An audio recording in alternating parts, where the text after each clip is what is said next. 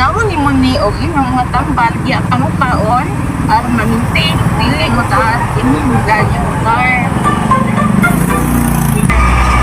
Kaduha, ikayi og kaon sa mga parat aron dili mo taas ang imong dugo.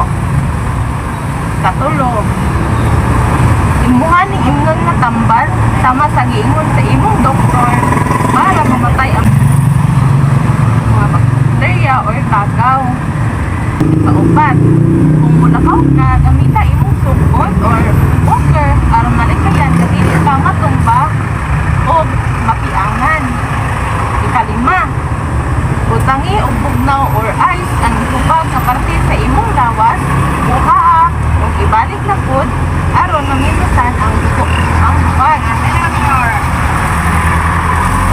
Ikaunom, ayaw kalimot pag-inom og tubig kada taon-taon aron dili ka magpuyat o dili magmala imong simot o panit. Ikapito, kung maglisod ka o ginhawa or masakit ang imong dughan, tawag or adto sa duol ng hospital or center aron maagapan ang imong gibati. Ikap-8, hinay-hinayan o dugang ang imong exercise para mabasog ang imong panglawas o layo sa mga sakit sa kasing-kasing. Ika-9,